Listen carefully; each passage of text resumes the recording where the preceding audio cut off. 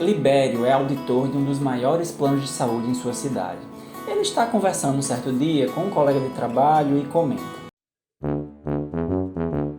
Rapaz, impressionado com esses casos de autismo.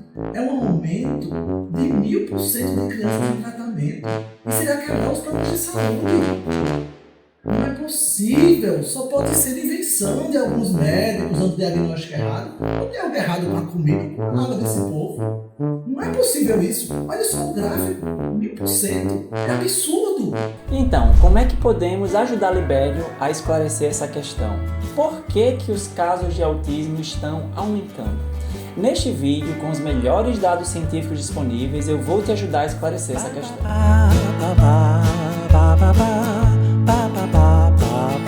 Olá, eu sou o Dr. Tiago Bezerril, médico psiquiatra, e aqui eu te ajudo a entender melhor sobre psiquiatria e saúde mental. E se você gosta de conteúdos como esse, já se inscreve no canal para acompanhar os próximos vídeos. Muito bem, então você que está me assistindo, provavelmente, em algum momento, já deve ter se perguntado por que os casos de autismo estão aumentando tanto. Porque uma coisa é fato, tem se chamado mais atenção do autismo, tem se falado mais de autismo e tem sido mais comum, se você não tem alguém na família com esse diagnóstico, conhecer alguém que tenha esse diagnóstico.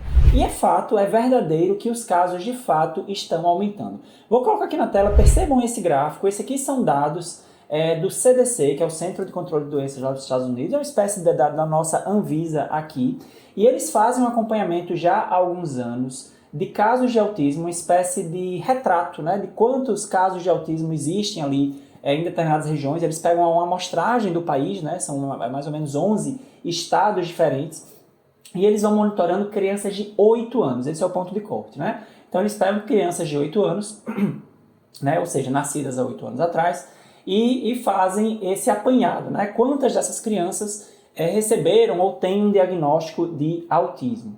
Então percebam que realmente chama atenção quando a gente pega os dados mais antigos, os primeiros estudos que foram feitos lá em 2004, 2006, você tinha uma criança de 8 anos com autismo a cada 150 crianças. Agora é um para cada 36. Esses são os dados que foram publicados em 2023, agora no mês de março de 2023, mas se referem a informações da época mais ou menos do ano de 2020, porque tem um tempo que eles conseguem compilar essa informação e tudo para que ela seja publicada em confiança. Então esses são dados de 2020, né? Então assim, a gente não sabe, né, daqui a 2 anos mais ou menos, 2, 3 anos vai ser publicado um novo dado e a gente vai perceber isso. Mas veja que claramente é uma curva ascendente, indicando que os casos de autismo estão aumentando. Isso aqui é uma amostragem dos Estados Unidos, mas nós temos outros dados de outros estudos de prevalência em diferentes partes do mundo que indicam a mesma tendência. Os casos de autismo, de fato, estão aumentando. E, naturalmente, isso gera o grande questionamento. O que é que está acontecendo para os casos estarem aumentando dessa forma? E aí, para responder essa pergunta, é muito importante termos clareza de quais são as causas do autismo. As causas que realmente conhecemos, as causas que estão evidenciadas aí por um conjunto grande de conhecimentos científicos que foram se acumulando ao longo das décadas. E aqui eu vou citar como uma referência, colocar aqui as referências dos estudos que eu citar, da maior parte deles pelo menos, eu vou colocar aqui embaixo na descrição, você pode consultar diretamente na fonte.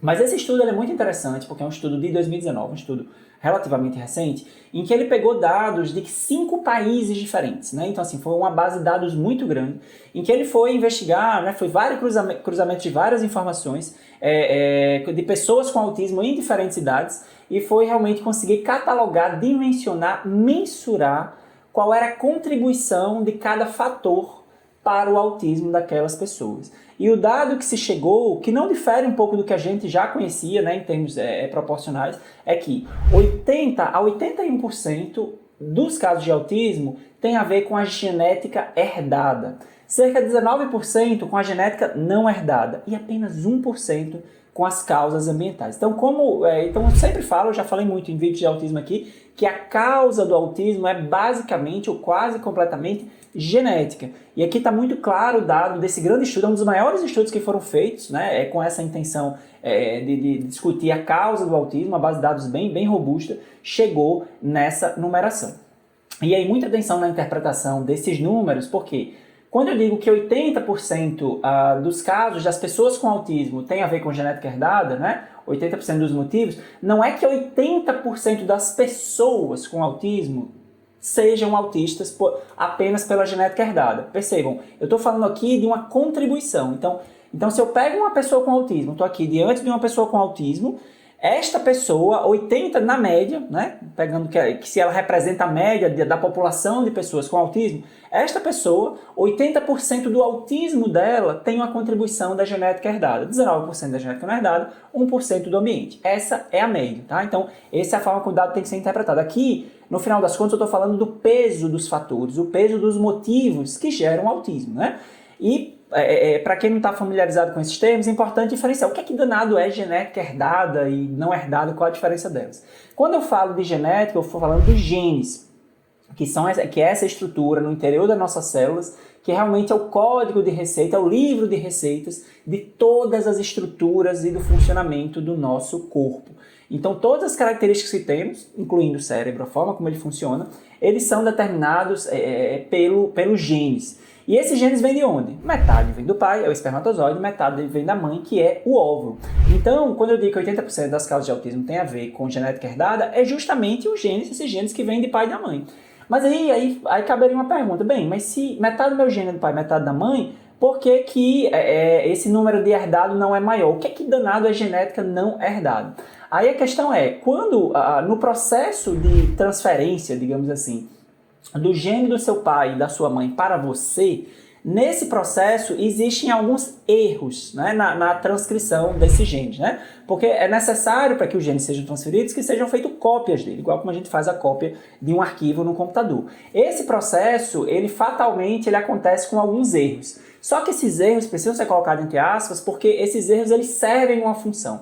Ao longo da história de milênios da nossa humanidade, isso acontece com outros seres vivos também, esses erros genéticos eles são necessários para criar novas características. Porque se assim não fosse, a gente de fato seria uma xerox, uma cópia fiel de uma mistura de nosso pai e de nossa mãe. E a gente sabe que na prática não é bem assim. A gente, muitas vezes somos parecidos, fisicamente, psicologicamente com o nosso pai e com a nossa mãe, mas muitas vezes tem características muito diferentes. E isso, excluindo as questões ambientais, tem a ver com essa genética não herdada, que são essas falhas de transcrição que acontecem formando novos genes ou alterações naqueles genes. Então, em outras palavras, quando você começa a ser formado na barriga da sua mãe, você tem de fato assim, os seus genes foram originados do seu pai e da sua mãe, mas você não tem uma cópia fiel de pai e de mãe. Então, por isso que 19% das causas de autismo, dos motivos para uma pessoa ter autismo, tem a ver com essa genética. Tem a ver com genes, os genes determinam, mas é uma genética não herdada, ou seja, são mutações, alterações genéticas que aconteceram de novidade, novas características, novos genes ali que você tem no seu material genético. Então, quando eu digo que a causa do autismo é genética, por tudo isso, seja genética herdada ou não herdada, eu estou falando de um fenômeno complexo, porque o que nós sabemos até hoje é que existem cerca de 2 ou 3 mil genes que contribuem para o autismo. Então, olha a complexidade. Para você ter autismo, você não precisa ter esses 2, 3 mil genes. Na verdade, esses são genes que contribuem para o autismo. Então, é uma mistura, é uma soma deles, Tipo assim, é como se você tiver um mínimo de genes que geram autismo, você vai ter autismo. Só que esse autismo ele pode acontecer em diferentes combinações. E daí que vem a beleza do espectro, que acontece com vários fenômenos da natureza. Então você tem cada pessoa com autismo, ela é única, assim como cada ser humano é único, por essa combinação. Então pensando mesmo até no mecanismo, parece ser algo tão frio ou mecânico, os genes se combinando ali, mas há realmente uma diversidade, uma complexidade muito grande, porque são diferentes genes que se combinam para dar as características do autismo. Então veja que quando eu falo em espectro e nessa complexidade de tantos genes diferentes, a gente chega numa conclusão, o autismo está em nós, em todos nós. O que eu quero dizer com isso? É que os genes que causam autismo, eles são tão numerosos que eles estão distribuídos em todo o mundo. A gente pode dizer que virtualmente qualquer pessoa neste planeta, com seus bilhões de habitantes, tem pelo menos um genezinho desse que pode gerar autismo. Só que todo mundo vai ter autismo? Óbvio que não. O que faz você ter autismo é a soma, é um número mínimo de genes juntos que vão gerar todos aqueles sintomas lá, aquelas características desse tipo de condição. Mas, de alguma forma, é essa coisa do espectro, Então, assim, as pessoas que não estão não tem um diagnóstico de autismo, elas têm critério para preencher o diagnóstico, elas podem ter alguns traços, né? Alguns traços mínimos, mas não necessariamente serem autistas. E aí ainda sobre essas causas que eu estou descrevendo aqui para vocês, genética herdada, genética não herdada e ambiente, uma coisa interessante quando a gente fala da genética não herdada, dentro do mecanismo que eu expliquei, né, que é uma falha na cópia, quando você vai copiar os genes ali para passar para aquele filho que vai nascer, existem fatores que podem aumentar o risco desses erros, né? Muitos estão sendo estudados, né? Mas um fator já bem conhecido e bem evidenciado que é a idade dos pais. Quanto mais idade esse pai e essa mãe tiver, maior o risco de falhas nesse material genético, né? Porque assim, o tempo de vida, né? O tempo que você tem de vida interfere de alguma forma na integridade de toda a sua estrutura biológica. Isso é uma coisa óbvia, né? Um indivíduo de 80 anos ele tem um corpo mais frágil que um indivíduo de 20. Isso é um ponto muito sensível, são realmente os gametas, os ovos, os espermatozoides. Eles podem, de fato, perder em qualidade, né, com o avançar da idade. Então, a idade é um fator importante. E aqui a gente já pode especular. Veja que uma das coisas que muito claramente mudou na humanidade, né, na maioria das sociedades ao longo das últimas décadas, foi a idade de ter filhos. Claramente, né, as famílias elas tendem a se tornar menores, né, na maioria dos países, quando eles vão se urbanizando, né, tem uma série de fatores relacionados a isso.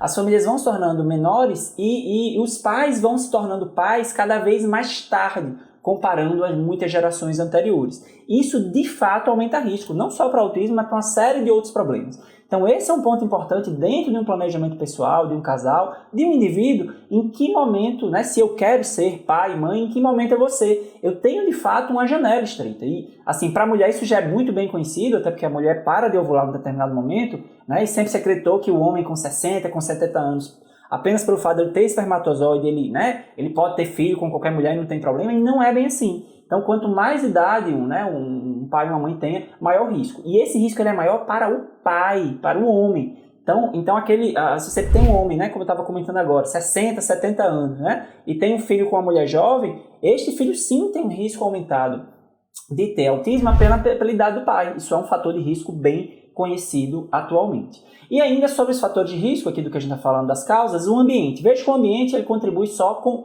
1%.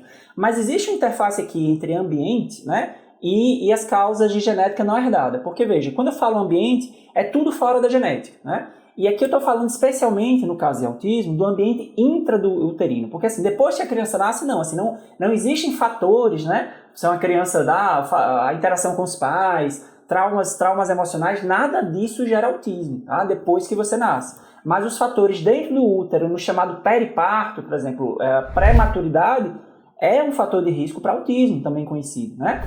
Então, o ambiente intrauterino, o que é que vai influenciar? O que é que essa mulher está fazendo, essa gestante? Então, alguns remédios são bem conhecidos como causa de autismo, alguns poucos remédios. Um exemplo é o valproato, que é um medicamento utilizado, aqui na psiquiatria usamos muito para transtorno bipolar, um dos usos que ele tem, e na neurologia para epilepsia. E o valproato ele tem um risco bem conhecido, um aumento de probabilidade de gerar autismo e uma série de outros problemas também. Outras substâncias já foram implicadas, né? Tem evidências de que podem causar autismo, né? Assim, a gestante em contato com essas substâncias, né? Pesticidas, né? Algumas outras substâncias químicas, então tudo isso aumenta o risco, mas vejam que dentro do que a gente viu é uma proporção bem pequena em termos de como o ambiente pode contribuir para esse tipo de condição. Muito bem, mas não vamos esquecer que a gente está tentando ajudar Libério a que ele compreenda realmente as causas do aumento de autismo, porque a especulação dele é que é erro de diagnóstico ou realmente, né, algo no ambiente, né, falar tem uma coisa na água desse pessoal. Então veja, se 80% do motivo do autismo ele é de genética herdada, o que é que realmente podemos pensar sobre a causa do aumento dos diagnósticos? E aí as evidências que temos, com base no que conhecemos da causa, aponta apenas para um aspecto, o conjunto de aspectos. O autismo está aumentando porque existe um maior conhecimento dos profissionais e das famílias. E aqui eu vou destacar para vocês 4 aspectos. Primeiro, existe de fato um aumento significativo sobre o conhecimento. O conhecimento vem se acumulando, vem avançando de forma extraordinária, especialmente ali nos últimos 10, 15 anos, sobre o que é o autismo, as correlações cerebrais, né? Até a forma de se fazer o diagnóstico, né? Então esse é um aspecto, assim, existe um conhecimento científico que vem se acumulando de forma acelerada sobre essa condição. O segundo aspecto houve uma mudança em 2013 nos critérios de diagnóstico do autismo, no manual que é a referência para a psiquiatria no mundo, que é o DSM. DSM, na sua atual edição, que agora foi revisada recentemente, mas ainda é a 5ª edição, ele foi lançado em 2013 e foi uma mudança muito importante na forma como se organiza os critérios para diagnóstico e facilitou realmente assim, a execução desse diagnóstico. Terceiro fenômeno, o fenômeno das redes sociais, é o terceiro aspecto que explica, dentro desse conjunto de coisas, o aumento dos casos de autismo.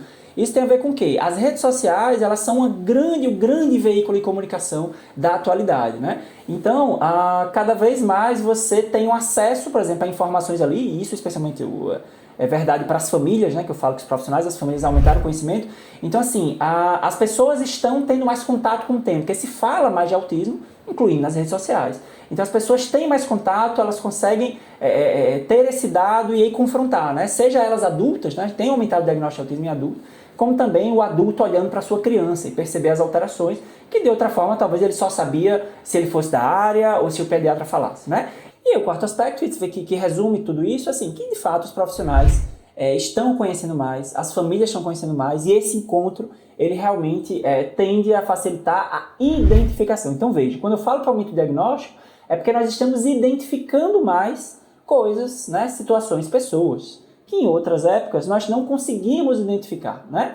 Essa, inclusive, é a minha realidade. Eu posso realmente assim, ser testemunho desse aspecto, que eu tenho visto nesses anos em que eu atuo já na psiquiatria. Eu vejo essa mudança até de uma forma até recente, né? Quando eu comparo alguns anos atrás, eu tenho recebido mais pessoas em meu consultório descrevendo, tipo assim, ó, eu tô aqui porque eu vi no Instagram, eu vi no YouTube, eu vi um vídeo em que tinha alguém falando das características de autismo e eu identifiquei meu filho, eu fiquei com suspeito do meu filho. Então esse tem sido um motivador, muitas vezes, para uma pessoa buscar um profissional, e aí a gente avalia, pode chegar à conclusão que tenha ou não. Mas se, especialmente os casos leves, né, eles estão sendo mais observados, a tendência é que a gente consiga identificar mais. Então é isso que tem acontecido, né? Então, de fato, uma coisa é verdadeira, a sensibilidade, né, geral para o autismo, ela mudou de fato. Mas o autismo, ele sempre existiu, os casos estavam lá, mas a gente não conseguia ver, por todas essas questões aqui. Pois é, mas Libério ainda não está convencido de que a causa do autismo se deve apenas a uma maior identificação do problema. O que é que a gente pode fazer aqui? Alguns argumentos a mais para ajudá-lo a clarear um pouco essas ideias. Vou destacar aqui alguns pontos. Mas Libério não está convencido, mas eu acho que você pode estar convencido já a dar um like aqui nesse vídeo. Se você chegou aqui, até aqui, você está gostando do vídeo, dá um like aqui para sinalizar para o YouTube que esse vídeo é importante chegar a mais pessoas. Mas aqui eu vou destacar mais alguns pontos para fechar o nosso raciocínio desse aumento, do motivo que faz esses casos estarem aumentando, né? Vejam que existem mais adultos sendo diagnosticados. Qual é a consequência disso? Se eu tenho um adulto que está sendo diagnosticado, a questão é, autismo para ser autismo tem que ter começado na infância. Então pega um adulto de 20, 30 anos e eu faço o diagnóstico apenas agora. Qual é a conclusão? Esse indivíduo, ele já tem autismo lá na infância, só que ninguém viu, né? Então, se eu tenho um aumento de casos de diagnóstico pela primeira vez em adulto, é claro que existiam mais casos na infância há décadas atrás e que não eram diagnosticados. Então, existia sim um subdiagnóstico de autismo, né? Esse é uma questão interessante. Outro dado importante vem daquela estatística que eu mostrei para vocês do CDC dos Estados Unidos, é que esse aumento que a gente viu no gráfico, ele não é um aumento proporcional em todos os grupos, em todos os grupos sociais. Lá eles fazem muita divisão nos Estados Unidos, eles gostam muito de dividir por raça, né? Então negros, hispânicos, latinos, brancos. E o que é que se viu? Esses últimos anos especialmente, o aumento de diagnóstico aconteceu mais entre negros e hispânicos, e entre os brancos tem se mantido estável. O que é que a gente pode especular com isso? Esses grupos lá nos Estados Unidos são grupos historicamente socialmente mais vulneráveis, que tinham mais dificuldade de acesso a serviços de saúde. E aí, se você temos indicadores disso, que tem aumentado, o acesso a determinados acessos à saúde tem melhorado para esses grupos, eu começo a fazer mais diagnósticos de casos que eu não estava diagnosticando no passado por essas questões, né? Então, isso também pode explicar. E aí, o detalhe é, quando olhamos para estudos de outros países, nós não vemos diferença. O autismo é algo que não varia de acordo com a raça, a classe social. Existe uma taxa mais ou menos constante, isso é dado de vários estudos, em vários países, em várias épocas. Né? Então, se existia antes uma discrepância de diagnóstico, brancos sendo mais diagnosticados do que negros e hispânicos, existia uma distorção, que essa distorção agora está sendo corrigida, e esse aumento de negros e hispânicos contribui para o aumento de diagnóstico. Outro dado interessante, os aumentos que temos observado, também são dados lá do CDC, esse aumento ele é 5 vezes maior em casos de autismo sem deficiência intelectual do que em casos com autismo de deficiência intelectual. Por que isso é relevante para o nosso raciocínio? Os casos sem deficiência intelectual tendem a ser os casos mais leves de autismo, nível de suporte 1. Né? Para ser nível de suporte 1, normalmente você não pode ter deficiência intelectual. Então, que é justamente os casos que eram mais difíceis de diagnosticar no passado, pela limitação de conhecimento, né, de expertise profissionais, por tudo isso que eu já falei aqui. Então, temos evidências robustas de que, sim, a causa para o aumento do autismo, né, da prevalência do autismo, se deve a essas questões da sensibilidade das famílias e dos profissionais. Mas ainda tem uma questão que está inquietando o Libério, que foi o que ele colocou lá na conversa dele. Tá, beleza, eu entendi, esses argumentos são bons, mas e se os profissionais estiverem diagnosticando em excesso, né? Quem garante que não está tendo um viés, que todo mundo está empolgado com essa coisa de autismo, os psiquiatras, os neuropediatras? E aí, será que pode haver esse viés? E aí uma questão interessante é inegável que com o aumento de sensibilidade, quando a gente aumenta a sensibilidade de um instrumento, né, de uma estratégia, inevitavelmente isso é estatístico, você tende a aumentar alguns erros. Então sim, existem diagnósticos equivocados, tem até estudos que tentaram medir isso, né? Chegando aí na faixa de 10% até diagnósticos equivocados, mas mesmo quando a gente exclui esses diagnósticos, essa superestimação de autismo, a gente ainda não explicaria, né, esse aumento tão grande dos casos de autismo, né? Então assim, eles não são erros representativos. E aí o que a gente pode inferir na verdade é que o subdiagnóstico ainda é mais frequente do que o próprio erro. Então existem casos de autismo que ainda não estão sendo diagnosticados, que já deveriam estar. E esse é o grande desafio que a gente tem em relação à idade. Sabemos que quanto mais cedo uma criança recebe diagnóstico e, por consequência, acessa um tratamento qualificado, os resultados são muito melhores. Então, a idade do diagnóstico conta muito. As campanhas de autismo, a base delas, a intenção delas é justamente sensibilizar a sociedade para que a gente reconheça cedo, né? Esse é a grande questão, né? Só para vocês terem ideia, teve um estudo na Suécia que foi feito, que foi um acompanhamento de 10 anos, né? De criança, em que eles aplicavam alguns testes para ver, para fazer diagnóstico de autismo com esse teste, o que chama de fenótipo de autismo, identificava o fenótipo e perguntava às famílias se aquela criança, enfim, tinha sido diagnosticada ou não. Então, eles sempre na pesquisa, eles conseguiam identificar mais casos compatíveis com autismo do que casos diagnosticados, ou seja, do grande grupo de pessoas provavelmente autistas, só uma parte delas tinha um diagnóstico e estava acessando um tratamento. Então existia um subdiagnóstico ao longo do tempo que foi se mantendo, né? Esse subdiagnóstico ele foi se mantendo, reduzindo em proporção, porque os diagnósticos foram aumentando, isso foi visto lá nesse estudo de 10 anos. Você foi aumentando o diagnóstico, mas ainda você manteve ali ainda um subdiagnóstico. Então assim, a gente espera, né, que os casos ainda aumentem mais, né? Então, esse aumento, todo mundo, né, tá surpreso, nossa, aumentando muito, ainda vai aumentar mais, mas para depois chegar na estabilidade. Por quê? Porque não existe uma causa ambiental, algo do ambiente relevante, robusto, que esteja aumentando os casos. Porque se fosse o contrário, a gente esperaria, né, um aumento aí ainda maior. Então, existe a expectativa ainda de termos um aumento ainda maior, mas para depois chegar numa estabilidade, que a gente já vai ter aí, a taxa de subdiagnóstico já vai estar bem mais limitada. E dentro dessa expectativa de aumento, a gente já pode imaginar qual é um desafio aqui para esse padrão. A pressão sobre o sistema de saúde, sobre o sistema de educação vai aumentar. E eu não falo isso só do sistema público, eu falo também do sistema privado. Né? Libério estava lá intrigado, né, com os dados do plano de saúde dele, com aumento de mais de 1000% em crianças em tratamento, aumento de 10 vezes. Isso é uma realidade de muitas cidades, inclusive da cidade de onde eu faço esse vídeo, que é a cidade do Natal. Então, esse é um fenômeno mundial, né, que chegou em diferentes momentos, né, alguns países passaram por esse fenômeno, esse boom, um pouco mais cedo que a gente, algumas regiões um pouco antes que outras, mas isso realmente é um desafio enquanto sociedade, porque a nossa grande tarefa, né, que nós temos, e isso não só para autismo, mas para outras questões, é justamente a gente conseguir lidar de uma forma, né, de uma forma adequada com toda essa demanda. Porque uma coisa é verdadeira, as pessoas com autismo, quando elas conseguem receber um bom nível de suporte, tratamento adequado, elas podem realmente muito superar as suas dificuldades a ponto de ter uma vida com muito pouco prejuízo. Essa deve ser a meta para qualquer tratamento. Mas temos esse desafio, o aumento de custos sobre o sistema de educação, sobre o sistema de saúde, e que é um problema que a sociedade vai precisar estar se debruçando de alguma forma, porque é um problema que envolve a todos, sem exceção. E assim chegamos ao final do vídeo de hoje, em que eu discuti e mostrei para você as causas, ou melhor, a causa do aumento do autismo nos últimos anos. Se você gostou do vídeo, não esquece de dar o like. Escreve aqui nos comentários alguma dúvida que tenha ficado, eu vou ter o maior prazer em responder. E se você quiser se aprofundar mais em autismo, em vídeos aqui que eu já fiz no canal, eu vou deixar aqui em cima algumas opções de vídeo para você continuar aí aproveitando esse assunto. Até o próximo vídeo.